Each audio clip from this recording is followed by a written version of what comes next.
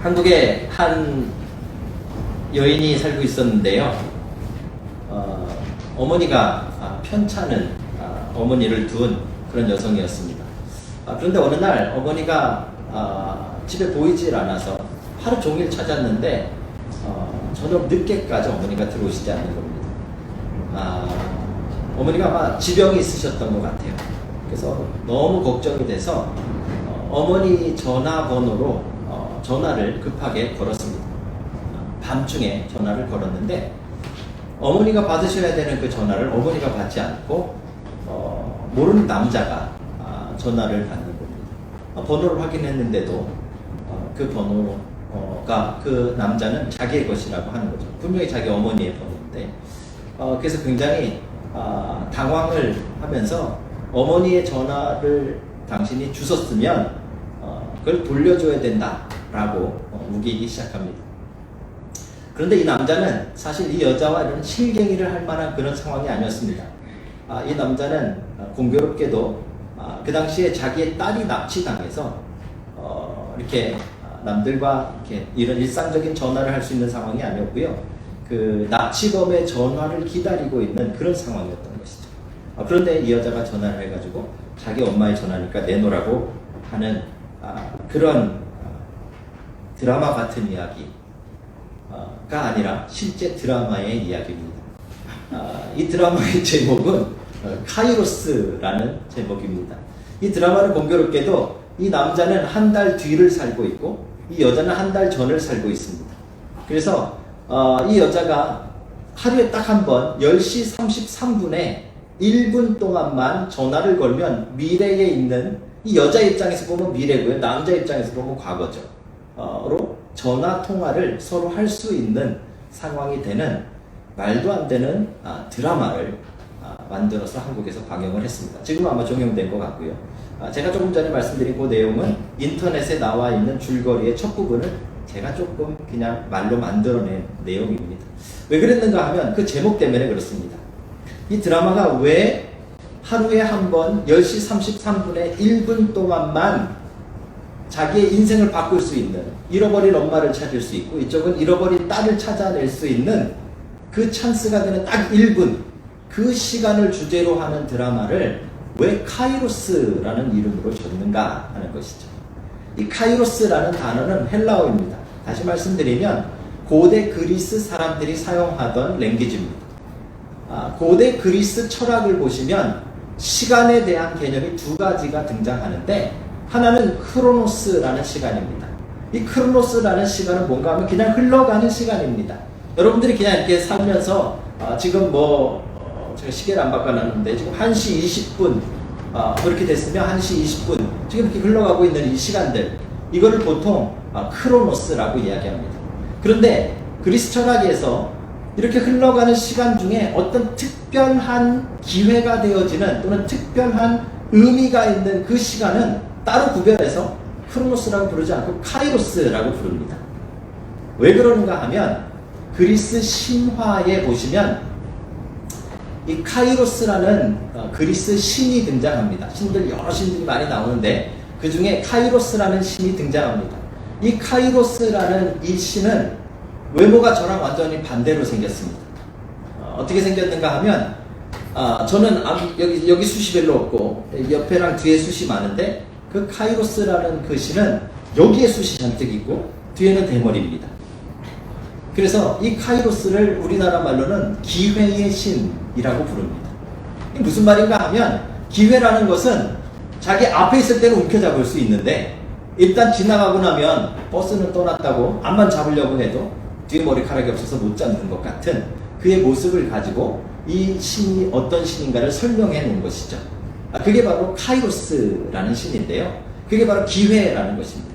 여기에서부터 그리스 철학은 이 카이로스라는 단어를 우리의 시간, 이렇게 흘러가는 시간 중에 아주 의미가 있고 내 인생의 어떤 반전의 기회가 되어지는 그 특별한 시간을 카이로스라고 불렀던 것입니다. 재밌게도요, 이 성경, 우리가 보고 있는 성경의 신약 성경은 그 고대 그리스인들이 썼던 헬라어를 가지고 사용되어져 있습니다. 그래서 신약 성경에서도 카이로스라는 단어가 등장합니다. 신약 성경에서 사용하는 이 카이로스라는 단어는 우리의 이런 시간 가운데서 특별히 하나님과 연관되어진 시간을 카이로스라고 부릅니다. 여러분들이 그냥 뭐 직장에서 일을 하시고 뭐 밥을 먹고 뭐 여러분들 좋은 거 이렇게 하고 살아가시는 그 일상의 시간은 카이로스라고 부르지 않고요.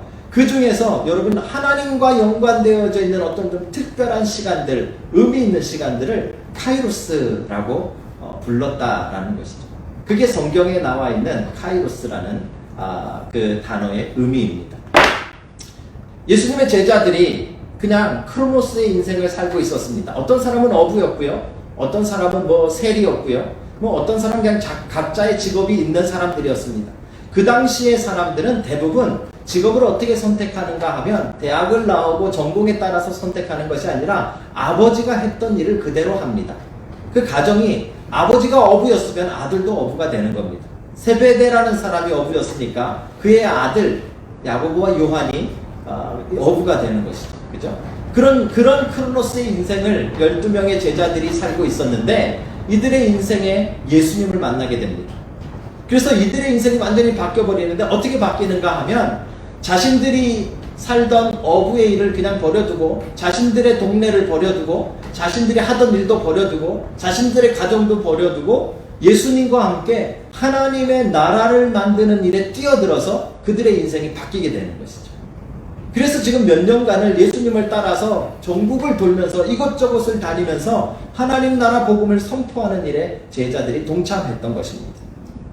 그런데 그 하이라이트였던 이 예루살렘에 들어왔을 때 많은 제자들은 예루살렘에 들어오는 그 순간까지도 이제 예수님이 예루살렘에 들어가시기만 하면 왕이 되실 것이라고 생각을 했습니다.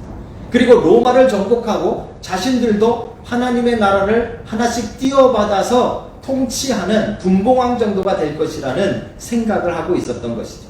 그런데 놀라운 일이 벌어졌습니다. 예수님이 아무런 힘 없이 겟세마네에서 그냥 잡혀가셔서 십자가에 달려 돌아가신 겁니다.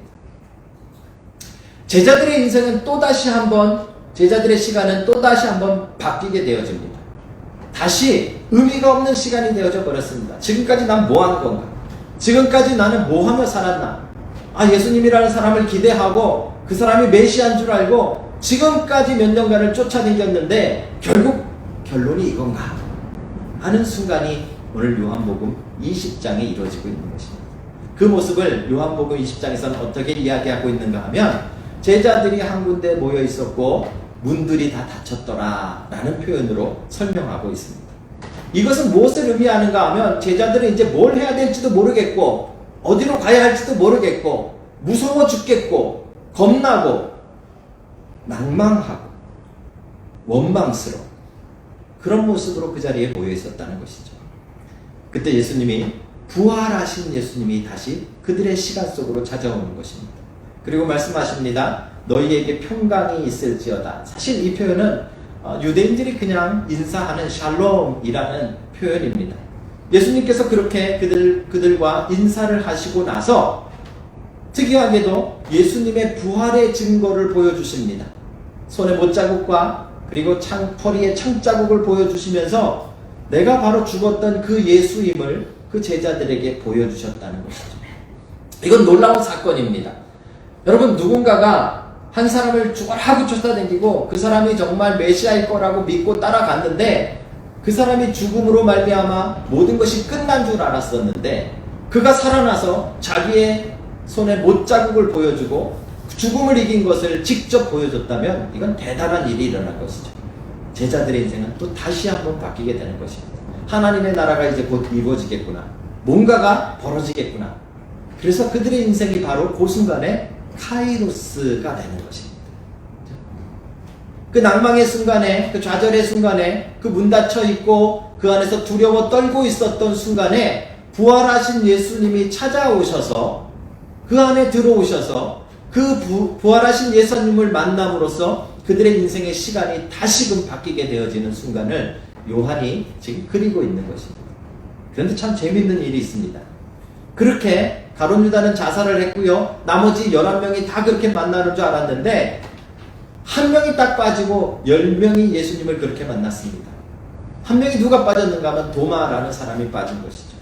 하필이면 제일 계산적인 사람이 빠졌습니다. 도마는 산수를 잘하는 사람입니다. 도마는 굉장히 과학적인 생각을 가지고 있는 사람입니다. 이 베드로는 감성적이고 감정적인 데 비해서 도마는 굉장히 냉철하고 계산적인 사람입니다. 도마가 오늘 그 나머지 10명의 제자들을 만났을 때 그 10명의 제자들이 하는 말이 우리가 우리 선생님을 보았다. 우리가 주를 보았다. 라고 이야기하자 도마가 이렇게 이야기합니다. 나는 내 손가락을 가지고 그 손에 못자국에 손을 넣어보지 않으면 못 믿겠다. 내 손가락을 가지고 그 허리에 창자국에 넣어보지 않으면 못 믿겠다. 여기 표현을 좀 잘 보셔야 됩니다. 여러분, 보통 뭘 안 믿을 때, 아까 우리 친구들도 이렇게 앉아있는데 제가 부활 얘기하니까 여러분 잘 못 들으셨겠지만 한 2명이 나도 안 믿어요. 나도 안 믿어요. 그러더라고요. 그죠? 이게 뭘 안 믿을 때 우리는 그냥 그렇게 이야기합니다. 나는 못 믿겠다. 이런 정도 이야기합니다. 그죠? 그런데 도마의 지금 마음 상태는 그런 정도가 아닙니다. 사실 누가 실제로 예수님의 이 상처난 상처 자국에 잔인하게 손가락을 넣어보고 믿으려 했겠습니까? 그죠? 누가 잔인하게 이 허리에 자국에 손가락을 넣어서 내장 있는 데다가 손가락을 넣어보고 믿겠다는 사람이 누가 있겠습니까? 그 표현은 실제로 그렇게 해보겠다라는 표현보다는 그만큼 나는 안 믿겠다 그 말입니다. 다른 말로 말하면 죽어도 못 믿겠다 그 말입니다. 지금 도마의 마음 상태가 그런 상태입니다. 우리는 지금 한참 세대를 지난 시대에 살고 있으니까 부활하신 주님에 대해서 이야기하고 있지만 만약에 입장을 바꿔놓고 여러분들이 따르던 그 예수 그리스도가 십자가에 달려 돌아가신 지 이틀밖에 안 됐다고 생각해 보십시오. 여러분들의 눈앞에서 피를 철철 흘리며 사람이 죽었는데 그가 다시 살아나서 만나줄 것이라는 믿음이 생길 턱이 있습니까? 도마는 그래서 철저하게 고집불통의 마음이 되는 겁니다. 아니, 죽어도 못 믿는. 아니 10명이 믿겠다는데 10명이 다 믿는다는데 10명이 다 봤다는데 난 그래도 못 믿겠다. 난 죽어도 못 믿는다. 그게 바로 도마의 마음이었던 것이죠. 그런데 재밌는 일이 일어납니다. 예수님께서 오늘 본문에 보니까 그 전의 본문과 똑같은 상황이 연출되었습니다. 문이 다 닫혀 있고 제자들이 방에 모여 있었습니다. 그런데 그 전 상황과 다른 것 딱 한 가지는 그 전에는 도마가 없었고 지금은 이 장소 이 시간에 도마가 있다는 것이죠. 예수님께서 굳이 도마 한 사람 때문에 이 자리에 나타나실 이유까지는 없을 것 같습니다. 제 생각에는 나중에 시간이 돼도 만나셔도 됩니다. 그런데 오늘 그 똑같은 상황 속에 예수님이 친히 부활하신 예수님이 다시 그 자리를 방문하십니다. 그리고 도마에게 말씀하시는 것입니다. 아까 아이들과 함께 나눴던 그 부분입니다. 이 손가락을 미리 내밀어 내 손을 보고 내 손을 내밀어 내 옆구리에 넣어보라. 그리하여 믿음 없는 자가 되지 말고 믿는 자가 되라.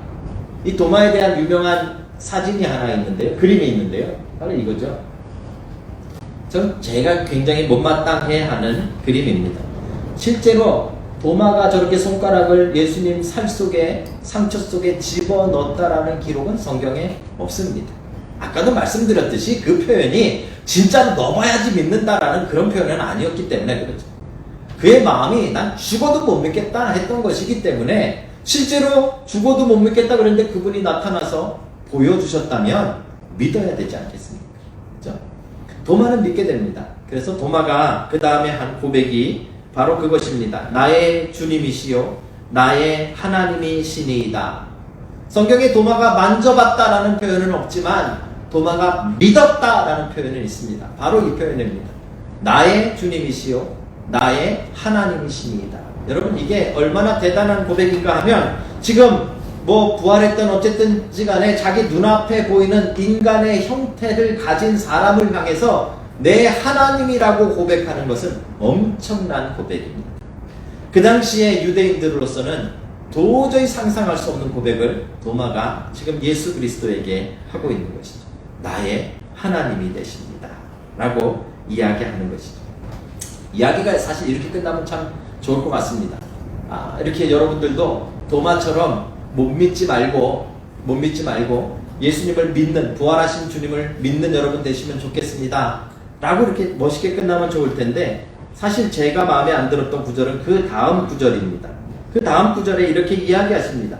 주님께서 도마에게, 그러니까 지금 사실 10명의 제자들은 거의 들러리로 있는 거고요. 그 중에 지금 주님은 나타나셔서 똑같은 상황에 그때 없었던 도마만 보고 이야기하시는 겁니다. 그리고 도마에게 이렇게 이야기하십니다. 도마야, 너는 나를 본고로 믿느냐? 보지 못하고 믿는 자들은 복되도다. 다시 한번 여러분 잘 들어보세요. 도마야, 너는 나를 본고로 믿느냐? 보지 못하고 믿는 자들은 복되도다. 저는 이 말씀이 어떻게 들리냐면, 야 임마 도마야, 그러니까 뭘 만져보니만이 그런 말을 해. 야, 너같이 보고 믿는 사람보다 임마 안 보고 믿는 사람이 더 복되다 임마. 이런 식으로 들리지 않습니까? 저만 삐딱해서 그렇게 들리지 모르겠습니다. 저는 이 구절 읽을 때마다 도마가 좀 기분이 상하지 않았을까? 너무 좀 이렇게 좀 차갑게 말씀하신 것이 아닌가? 라는 생각을 사실 솔직히 여러 번 했습니다. 그런데 말씀을 준비하다가 이 말씀이 어떤 의미가 있구나 라는 것을 발견하게 됩니다.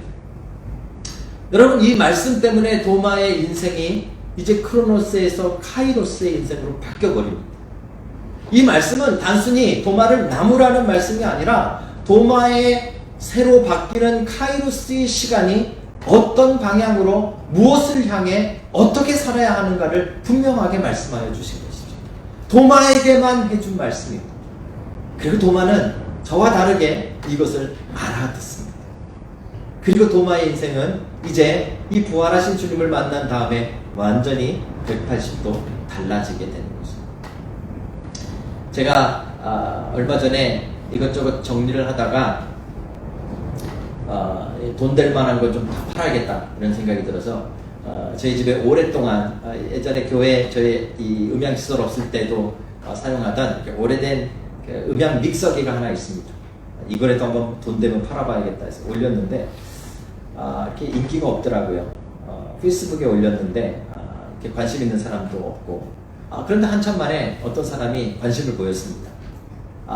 그런데 그분이 표현을 뭐라고 했는가 하면 교회에서 쓰고 싶다 이렇게 표현을 하셨어요. 나중에 보니까 이분이 이게 페이스북이니까 들어와서 제 페이스북에 제 정보를 다 이렇게 확인을 하고 제가 교회 목사인 걸 알고 교회에서 쓰고 싶다 이렇게 접근을 하신 것 같아요. 예. 그래서 교회에서 쓰겠다는데 어떻게 합니까 제가? 그걸 또 뭐 돈 주고 팔 수도 없고. 그래서 그러면 너희 교회에서 꼭 필요하면 내가 주겠다. 그래서 이제 사용법이랑 그 교회 이 앰프랑 맞는지를 확인하기 위해서 가르쳐주기 위해서 그분을 만나러 갔습니다. 인도 분이었습니다. 로허스에 사는 인도 분이었는데 그 웰텍에서 IT 쪽 선생님도 하고 계신 그런 분이었습니다. 그런데 이분이 거기에 보면 에블론 파크라는 지역 있잖아요, 그죠? 에블론 파크 어셈블리 오브 갓이라는 그 순복음 교회에 그 교회가 꽤 큰 것 같습니다. 예배를 마치고 나면 그 장소에서 이분과 같은 언어를 사용하는 사람들이 밤에 모여서 예배를 드린대요. 그리고 이분이 이렇게 목사 안수를 받거나 그러진 않았지만 그 예배를 인도하고 말씀을 전하는 오랫동안 그런 분이더라고요. 근데 인도 분이에요. 특이하게. 이분이 사용하는 언어는 타밀이라는 언어입니다. 이 타밀이라는 언어는 인도의 대부분은 힌두어를 쓰지만 이 남쪽으로 가면 타밀이라는 언어를 사용하는 그런 사람들이 상당히 많이 살고 있고요. 제일 많이 쓰는 나라는 스리랑카가 아마 대부분 타밀 랭귀지를 사용하는 것 같아요. 그래서 그분을 만나서 이야기했는데 너무 신실하고 너무 하나님 앞에 정말 열정이 있는 사람이었어요. 그래서 같이 이야기하고 앰프 설명 다 해주고 아깝지만 그래도 그 교회 기증을 하고 그리고 그분이 저희 교회를 위해서 축복 기도해 주시고 또 저도 그분을 위해서 기도하고 그리고 이제 또 다음에 또 만나자 교제하자 그러고 헤어졌습니다. 근데 그분이 이야기하는 이야기 중에 제가 이해 못했던 부분이 하나 있었어요. 뭐냐면 인도 남부 쪽을 가면 자기네 동네는 다 크리스찬이래요. 인도에 크리스찬이 그렇게 많아요? 근데 그 크리스찬이 요즘 최근에 선교사들이 와서 된 그런 크리스찬이 아니라 수백 년간 크리스찬 집안이었대요. 인도에. 인도는 여러분 불교를 만들어낸 나라고요. 인도는 지금 힌두교의 원상입니다. 그런데 인도 남쪽에 수백 년 동안이나 기독교를 믿어온 그런 사람들이 살고 있다는 거예요. 그게 말이 되나 생각을 했습니다. 근데 그런 지역들이 있고 자기네 가정도 자기네 집안도 그렇대요. 그래서 자기네 동네 가면 예수님 믿는 게 전혀 아무렇지도 않대요. 그래서 제가 인터넷으로 확인해 봤어요. 확인해 봤더니요, 인도 남부 쪽에 한참 많을 때 기독교인 인구가 200만 명이 넘어요. 엄청나죠? 우리 웰링턴이 40만 뭐 이런데 200만 명이 크리스찬이래요. 엄청난 거죠. 어떻게 그런 일이 일어날 수 있었을까요? 힌트가 하나 있습니다. 거기 가면은 그 첸마이라는 동네가 있는데요. 이 성당이 하나 있습니다. 원래 이제 성당 계통인데 이 성당의 이름이 산토메 성당입니다. 영어로 하면 세인트 토마스 성당이라는 곳이죠. 이 성당의 특이한 점은 무엇인가 하면 성당의 위치인데 저 자리가 바로 도마가 순교하고 도마의 무덤이 있었던 자리입니다. 인도의 동남부 쪽에 있는. 그 오래전에 부활하신 예수님을 만난 제자들이 성령이 임하고 나서 각각 뿔뿔이 흩어져서 복음을 증거하기 시작하는데 도마의 마음속에는 아마도 나중에 이건 성경에 안 나와 있으니까 제가 이건 100%라고 말할 수는 없지만 여러분 나중에 제가 먼저 가면 꼭 도마 사도에게 여쭤보고 싶은 부분이에요. 아마도 도마는 이 말씀을 기억했을 것 같아요. 너는 본고로 믿느냐? 보지 않고 믿는 자들이 복되도다. 도마는 이 말의 뜻을 알아들은 거예요. 그래서 도마는 한 번도 예수에 대해서 들어본 적이 없는 곳, 한 번도 예수에 대해서 알 수도 없는 곳, 한 번도 예수라는 단어를 들어본 적이 없는 그곳을 향해 계속 동쪽으로 갑니다. 그리고 결국 인도까지 이르는 것이죠. 최근에는요, 한국에 재밌는 그런 그 신학 그 주장하시는 분들이 있는데요. 이 불국사에서 오래전에 이렇게 공사하다가 이게 유적이 나왔는데 이 쟁반 크기 모양의 십자가가 나왔어요. 돌 십자가가 신라 시대 것으로 추정되어지는. 근데 요 비슷한 돌 십자가가 우리나라 전국에 몇 군데 있어요. 이건 아마도 경교라고 혹시 들어보셨는지 모르겠는데요. 네스토리안이라는 그 기독교 초기 기독교에 분파되어져서 쫓겨난 분파가 있는데 그 경교가 중국까지 왔다는 기록이 있습니다. 그게 이제 거의 신라 시대 때쯤 되는 거죠.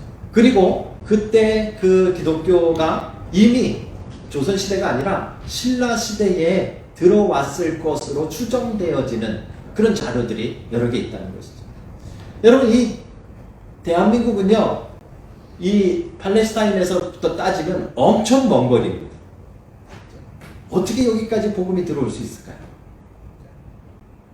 어떻게 이 끝에까지 복음이 쭉 돌 수 있었을까요? 물론 나중에 뭐 선교가 영국을 통해서, 미국을 통해서, 뭐 이렇게 뭐 호주를 통해서 이렇게 돌기도 합니다. 하지만 그 이전에 이미 기독교가 훨씬 이전에 인도까지 들어갔다는 거예요. 누구에 의해서요? 도마에 의해서. 부활하신 주님을 못 믿겠다고 고집불통으로 버팅기던 그 도마가 부활하신 주님을 만나자 그의 시간이 바뀌어버린 거예요. 완전한 의미 있는 시간으로, 하나님을 위한 시간으로 완전히 바뀌어서 그의 일생이 정말 한 번도 예수를 보지 못한 사람들을 향해 계속해서 나아가서 인도까지 가서 복음을 증거하다 순교한 것이죠. 아마 그것이 발판이 돼서 더 동쪽으로 복음이 흘러가지 않았을까, 그렇게 많은 사람들이 생각합니다. 뭐 때문에요? 바로 오늘 이 장면 때문에 그런 것이죠. 만약에 이 장면이 없었다면, 예수님께서 10명만 만나시고 그냥 끝나셨다면 아마 우리에게까지 복음이 들어오는데 더 오랜 시간이 걸렸을 수도 있습니다. 그런데 예수님께서 오늘 본문에 보니까 수고롭게도 예전과 똑같은 장소, 똑같은 장면에 다시 한번 찾아가셔서 뭐 때문에요? 오직 도마 때문에 찾아가셔서 그 도마를 만나고 계신 장면을 요한이 기록하고 있는 것이죠. 그리고 정확하게도 이 도마의 고백과 예수님이 마지막에 도마에게 하신 이 말씀대로 도마의 인생이 바뀌어버리는 겁니다. 카이로스가 일어나는 것이죠. 사랑하는 성도 여러분, 우리의 인생은 어떤 시간을 살고 있습니까? 아침에 일어나서 남들처럼 밥 먹고, 남들처럼 직장 가고, 남들처럼 돈 벌고, 남들처럼 결혼하고, 남들처럼 애 낳고, 남들처럼 집 사고, 크로노스의 시간. 그건 그냥 흘러가는 시간이에요. 근데 놀라운 것은 그 크로노스의 시간 속으로 예수님이, 부활하신 예수님이 찾아오셔서 우리를 만나주시면 그 기회가, 그 시간이 카이로스가 되어진다. 그러면 이제 바뀌어버리는 거예요. 더 이상 그런 시간이 아니라 하나님과 연관된 시간, 하나님 나라와 연관된 시간. 그렇죠? 여러분은 어떤 시간을 살고 계십니까? 오늘 부활주일인데요, 여러분의 시간은 무엇인가를 이 부활주일에 한번 돌아보셨으면 좋겠습니다.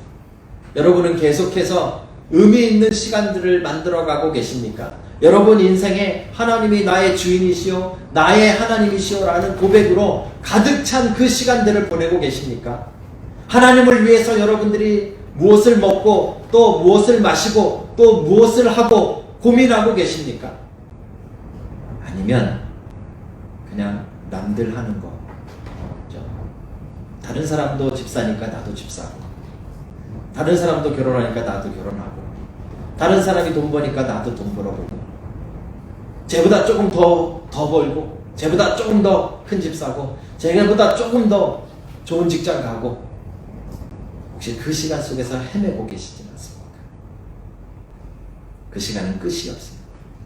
그냥 흘러갈 뿐이죠. 그런데 오늘 도마를 찾아오신 주님의 모습을 기억하십시오. 그런 일반적인 크로노스의 시간 속에 부활하신 주님이 찾아 들어오시는 것. 문도 닫혀있는데 들어오시는 것. 그리고 그 부활하신 주님을 만났을 때 우리의 시간이 바뀌어버리는 것입니다. 오늘 여러분들에게 이 드라마 같은, 이 말도 안 되는 영화 같은 이 기적이 여러분과 저의 인생에 나타나기를 주의 이름으로 축복합니다. 부활하신 주님이 굳이 도마를 찾아가셨던 것처럼 주님은 여러분과 저를 만나기 위해서 수십 번, 수백 번, 수천 번도 아마 더 찾아가실 것입니다. 그래서 여러분의 시간을 바꿔놓고야 마실 것입니다. 여러분 그 은혜를 이제 더 이상 고집 부리지 말고, 더 이상 거부하지 말고, 더 이상 모른다 하지 마시고 받아들이시는 은혜가 있으시길 주의 이름으로 축복합니다.